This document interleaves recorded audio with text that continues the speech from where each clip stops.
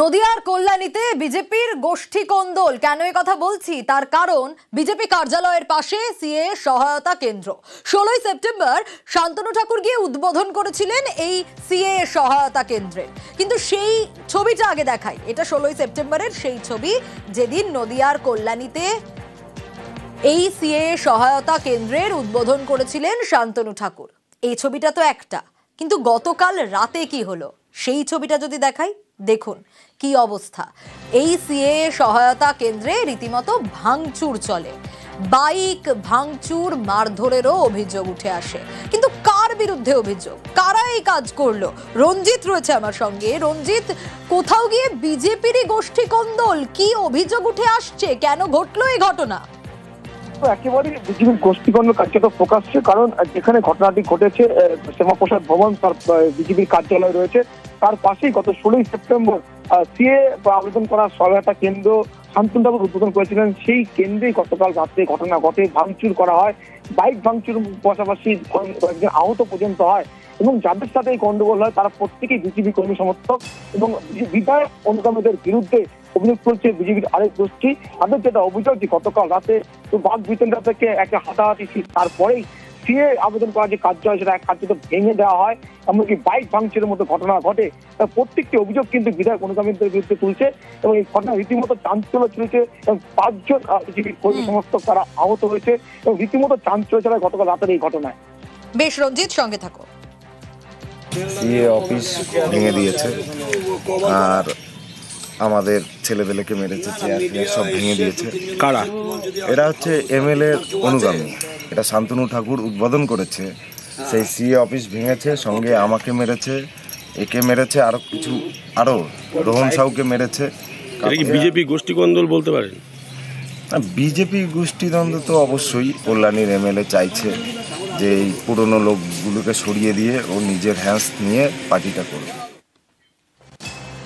বিধায়কের দিকেই তো অভিযোগের আঙুল উঠছে রঞ্জিত।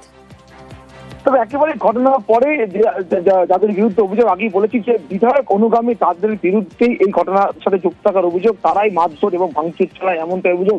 যদিও বিধায়কের পক্ষ থেকে দাবি করা হচ্ছে যে কার্যত এই ঘটনার সাথে তার কোনো সংযোগ নেই, কারণ যারা ঘটিয়েছে তারা বেশ কিছু লোক, তারা তৃণমূলের কিছু দুষ্কৃতি বা তৃণমূলের সাথে যোগ সাজেশ করে তারা সেখানে মদ মাংস খাওয়া চলে সেখানে, এবং রাত 12টার সময় কেন এই অফিস খোলা থাকবে সেটা যদি প্রশ্ন তোলেন। এবং যারা ঘটিয়েছে তারা প্রত্যেকেই তৃণমূলের সাথে যোগ সাজেশ করে এই ঘটনা ঘটিয়েছে। অর্থাৎ বিজেপি গোষ্ঠী কন্দল কার্যত তিনিও মেনে নিতে, কারণ আরেক গোষ্ঠীর লোকজনের সাথে তার সাথে অশান্তি হয়েছে, সেই অশান্তির জেরেই কিন্তু এই ঘটনা ঘটেছে এবং এখনো পর্যন্ত পাল্টা অভিযোগ দুপক্ষের মধ্যে। তবে সমস্ত অভিযোগ অস্বীকার করে তৃণমূল কংগ্রেস, যেহেতু বিধায়ক তৃণমূল কংগ্রেসের নাম উল্লেখ করেছিলেন, সেক্ষেত্রে তৃণমূল কংগ্রেসের পক্ষ থেকে সমস্ত অভিযোগ অস্বীকার করা হয়েছে। ওই বিধায়কের দাবি যে মদ মাংস খাওয়া হয় অফিসে, এত রাত পর্যন্ত কেন ওই অফিস খোলা থাকে। বেশ, সিএ কেন্দ্রের মদ মাংসের আসর, দাবি অম্বিকার। হামলাকারীদের তৃণমূল যোগের অভিযোগ বিধায়কের, মিথ্যা অভিযোগ দাবি তৃণমূলের। ভারতীয় জনতা পার্টির অনুগামী যদি হয় তো তারা আমার অনুগামী কেন হবে? সমন্বয় সংঘ কমিটি পুজো করছে, কালী পুজো, এবং সেখানে পাশে স্টেজ, সেই স্টেজে প্রোগ্রাম চলছিল এবং তারা ওইখানে কি করছিল? তারা ওইখানে 11:30 12টার সময় মদ মাংস খেয়ে তারা উদ্দাম নৃত্য এবং উল্টো পাল্টা আজে বাজে সমস্ত গালিগালাজ করছিল। ঘটনা হচ্ছে তৃণমূলের সাথে ষাটগাঁট কিছু লোক যারা বলে বিজেপি করি, রাতের অন্ধকারে তৃণমূলে সাপোর্ট করে, সিএর ক্যাম্পের নাম দিয়ে তারা তাদের মদ খাওয়া, তারা তাদের এই যে খারাপ আচরণগুলোকে ঢাকার জন্য সিএর ক্যাম্পের আড়াল করে নিজেদের যে অপরাধ, নিজেদের অপরাধগুলো আড়াল করার চেষ্টা করছে। আসলে বিজেপি মানেই তো অরাজকতার দল, এবং এটা প্রমাণিত যে আজকে সিএ বলুন এই যে করছে আর কি, এবং এই মাতালদের দিয়ে করাচ্ছে, তার ভবিষ্যৎটা কি হতে যাচ্ছে কল্যাণী মানুষ এবং কল্যাণী সন্তানটা দেখাই যাবে। এবং তারা সন্ধ্যার পর একটাও সুস্থ থাকে না। ওখানে পার্টি অফিসটা হচ্ছে মচ্ছবখানা, সেটা বানিয়ে ফেলেছে। তৃণমূলের মানে দায় নেই তৃণমূলকে ওই বিজেপির ওই অফিসে গিয়ে খাওয়া দাওয়া করবে। বিধায়ক দোষ না, বিধায়ক তো থাকেন না, উনি তো এখানকার লোক না, উনি বাইরের লোক, উনি জানবেন করুন। এখন ওনার দলের লোককেই উনি চেনেন না, তো ওনাকেই পিটাচ্ছে, ওনাকেই মারছে। আমরা তো কথাগুলো বারবার বলেছি। এ তো এক ছবি দেখলেন, এবার দিনহাটার দিকে নজর রাখি। সেখানে বিজেপি নেতার বাড়ি ভাঙচুরের অভিযোগ কাদের দিকে? কোচবিহারের দিনহাটার ভেটাগুড়িতে এই ঘটনা ঘটেছে। যে ছবি আপনাদের দেখাচ্ছি, এই ভাঙচুরকে নিয়ে তরজাও শুরু হয়েছে। কিন্তু কি অভিযোগ শুভঙ্কর জানাতে পারবে আরো ডিটেল। শুভঙ্কর, ঠিক কি অভিযোগ উঠে আসছে, কাদের বিরুদ্ধে অভিযোগ? সোনিয়া, দেখো, তোমাকে জানিয়ে রাখি, গতকাল সন্ধ্যায় দিনহাটা ব্লকের ভেটাগুড়িতে বিজেপি নেতা তথা প্রাক্তন গ্রাম পঞ্চায়েত প্রধান রতন বর্মনের বাড়িতে ভাঙচুর চালানোর অভিযোগ ওঠে তৃণমূলের বিরুদ্ধে। বিজেপির অভিযোগ, গতকালই উদয়ন গুহর পুত্র সায়ন্তন গুহর নেতৃত্বে এলাকায় মিছিল হয়। মিছিলের পরেই বাইক বাহিনী গিয়ে তাদের বাড়িতে ভাঙচুর চালায়। যদিও এই অভিযোগ অস্বীকার করেছে তৃণমূল নেতৃত্ব। তাদের যেটা বক্তব্য, যে বিজেপি এলাকায় নেই, এখন যেহেতু সামনে বিধানসভা নির্বাচন আসছে, সেই জন্যই একটা বাজার গরম করার জন্য এরকম এই ধরনের একটা ভিত্তিহীন অভিযোগ করছে। সোনিয়া, বেশ। তৃণমূলের হারমাত বাহিনী 15-20টা বাইক নিয়ে এসে অতর্কিতভাবে আমার বাড়ির উপর আক্রমণ করে বাড়ির ঘরে ঢুকে ঘরের সমস্ত আসবাবপত্র ভেঙে ফেলে দেয় এবং প্রাণে মারার হুমকি দিয়ে যায়। এমতা অবস্থায় আমি এই অবস্থায় দাঁড়িয়ে আহ্বায়ক দিচ্ছি যে আমাদের উত্তরবঙ্গের উন্নয়ন মন্ত্রীর স্বনামধন্য পুত্র সম্মানীয় সায়ন্তন গুহ মহাশয়, ভয় পরিষ্কারভাবে বলতে চাই যে আমাকে ভয়ভীতি দেখিয়ে কোনো লাভ হবে না। তৃণমূলের পিছনে সাধারণ মানুষ নেই, ওরা পরিষ্কারভাবে বুঝতে পারার কারণে আজকে আমার উপর এই আক্রমণ হচ্ছে। বিজেপির তো এখন ভেটাগুড়িতে পায়ের তলায় মাটি নেই। এবার নানানভাবে তারা নিজেরা কিছু ঘটনা তৈরি করছে, করে তৃণমূল কংগ্রেসের গায়ে দোষ চাপানোর চেষ্টা করছে। এটা বিজেপির নতুন কিছু বিষয় নয়। পায়ের তলার যাদের মাটি সরে গেছে, তারা এই ধরনের ঘটনা তৈরি করছে। তারা আমাদের দলকে বদনাম করতে চাইছে।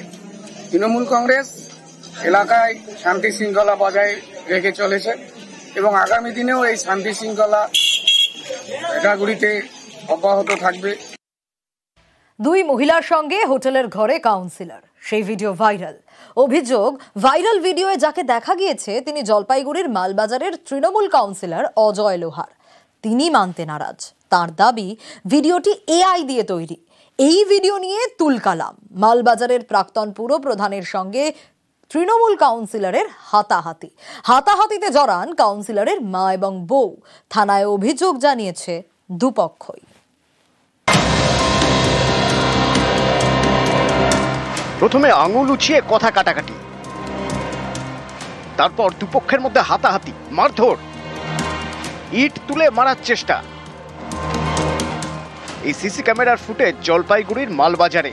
একদিকে মালবাজারের 11 নম্বর ওয়ার্ডের তৃণমূল কাউন্সিলর অজয় লোহার, তাঁর মা এবং বউ, আর একদিকে মালবাজারের প্রাক্তন পুরপ্রধান স্বপন সাহা সহ কয়েকজন।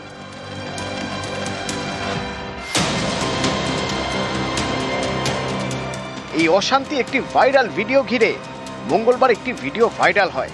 অভিযোগ, তাতে হোটেলের ঘরে দুই মহিলার সঙ্গে দেখা গিয়েছে তৃণমূল কাউন্সিলর অজয় লোহারকে। আমার এক ভিডিও বানায় এআই মাধ্যমে একটা ভিডিও রিলিজ করা হলো, সেটা নিয়ে আমার বাড়ি পারিবারিক পুরোপুরি টেনশনেই ছিল। এই ভাইরাল ভিডিও নিয়েই মঙ্গলবার উত্তেজনা। মালবাজারে একটি সরকারি স্কুলের সামনে রাস্তায় হাতাহাতি। একদিকে প্রাক্তন পুরপ্রধান স্বপন সাহা, আরেকদিকে অজয় লোহার এবং তার মা এবং বউ। এআই মাধ্যমে একটা ভিডিও রিলিজ করা হলো, সেটা নিয়ে আমার বাড়ি পারিবারিক পুরোপুরি টেনশনেই ছিল। হঠাৎ শুনতে পাই মা আমার বউ দুজন নাকি স্বপন সাহার সাথে জিজ্ঞাসাবাদ করতে বের হচ্ছে। ওখানে গিয়ে দেখি আমার মা রাস্তার উপরে পড়ে আছে। মার আগের দাঁত ভেঙে গেছে আর মুখ থেকে রক্ত বের হচ্ছে, ঠোঁট ফেটে গেছে।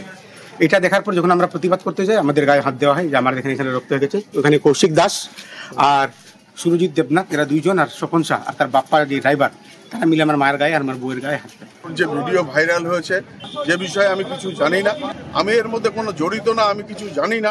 আচানকই মানে আমাকে আক্রমণ করলো। তার মাকে নাকি মারা হয়েছে হাসপাতালে। মিথ্যা কথা এটা।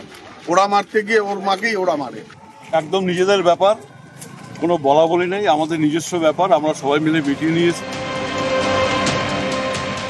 জলপাইগুড়ির মালবাজার থেকে রকি চৌধুরী, নিউজ 18 বাংলা।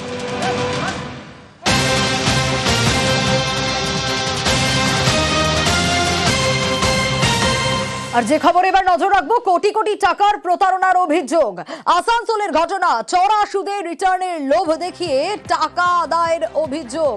একাধিক প্রকল্পে টাকা জমা কয়েক হাজার গ্রাহকের, কিন্তু কে বা কারা এই কাজ করছে, কার বিরুদ্ধে অভিযোগ?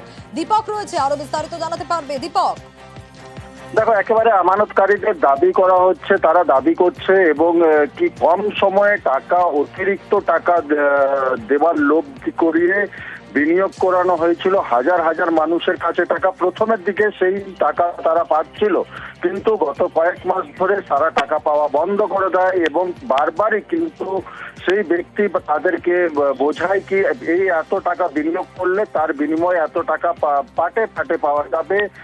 সাধারণ মানুষ তার কথা শুনে বিনিয়োগ করার পরও কিন্তু টাকা না পাওয়াতেই তার বাড়ি ঘেরাও করেছে এবং যার বিরুদ্ধে অভিযোগ উঠেছে তিনি প্রাক্তন সংখ্যালঘু সেলের তৃণমূল নেতার ছেলে। যদিও তৃণমূল কংগ্রেসের পক্ষ থেকে দাবি করা হয়েছে এক সময় তিনি দলের সঙ্গে যুক্ত ছিলেন, বর্তমানে তিনি দলের সঙ্গে যুক্ত নেই।